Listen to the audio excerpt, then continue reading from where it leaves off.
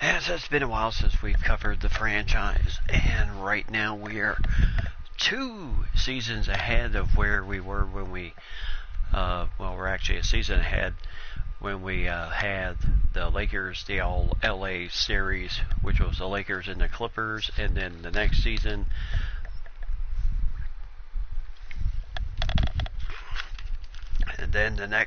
which was Celtics winning that series in 6 over the Boston Celtics in 6 games.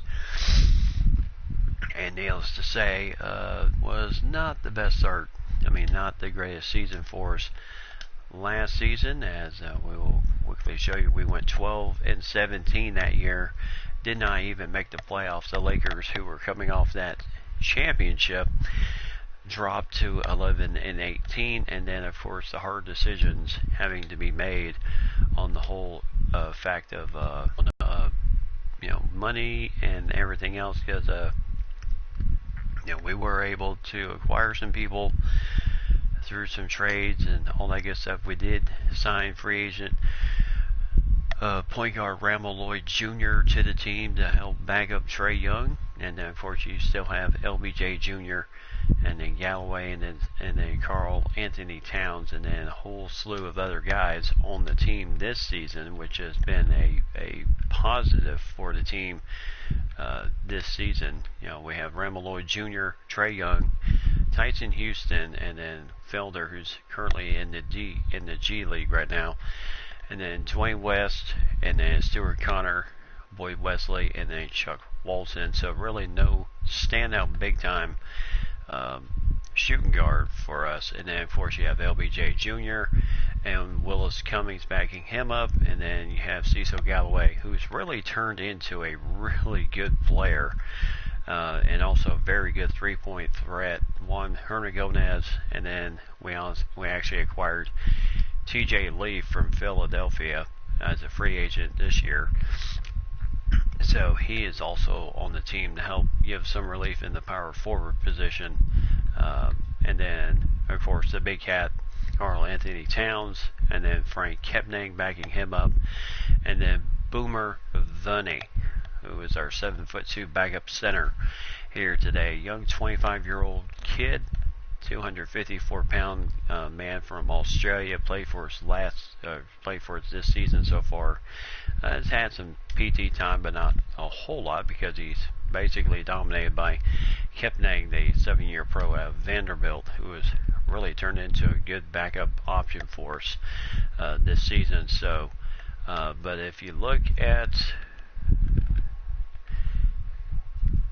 the salary cap table, boy, we are just in a world of hurt right now with the money. Right now we're minus $93.62 million and under minus $57.15 million in the luxury tax room. So, and Karl Anthony Towns has this year, and then next year his contract will be up. Trae Young, same thing. LBJ Jr., he's with us another 2 more years with the team, and then Houston's contract is up at the end of this year. Kepning's deal runs, he's got 3 more years after this year.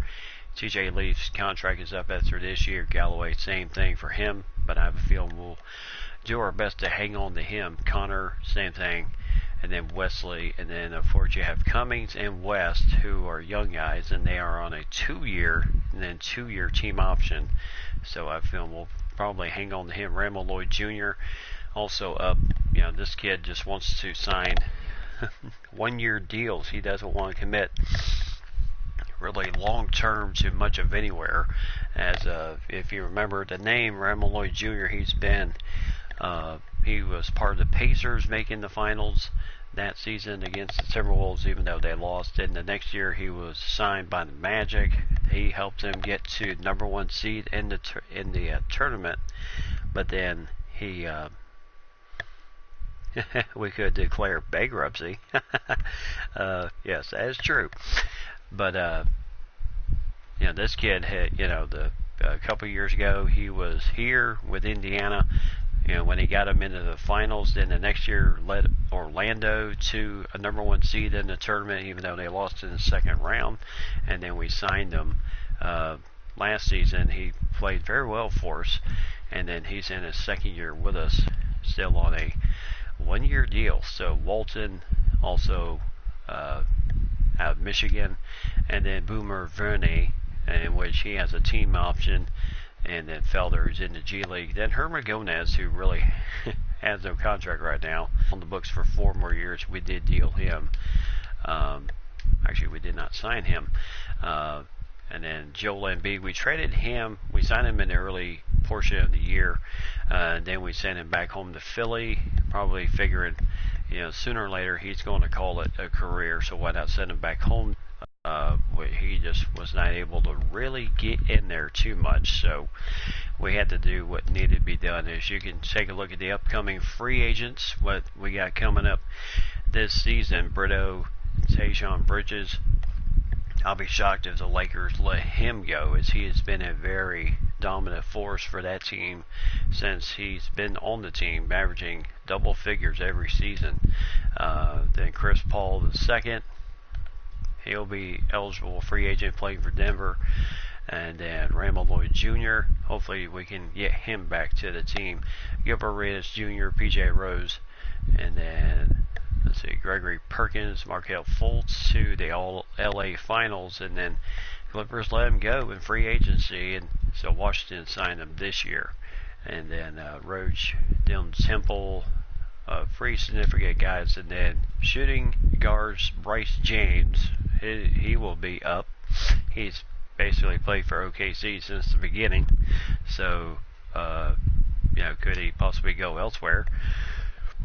Brandon Roy II, and then Isaiah Iverson, and Walter Allen III, and then Cam Reddish, 31, that young, well, not so young anymore, but he's been playing for Phoenix since his rookie year, and he's done very well with the team. The 11-year pro out Duke, and then Bradshaw, and then Keldon Johnson, and then Jordan Lowry Iverson. So a lot of guys up for free agency right now. Then Aaron Durant, Kevin Durant's son. And then, of course, Nick Howard, also up for free agency. Jerome Artest. And then Jalen Johnson. And then the power forward position, one of the biggest names, Drevin Duncan, is actually up for free agency this year. So that would be a big thing. I would be shocked if the Clippers, Triangle of Doom.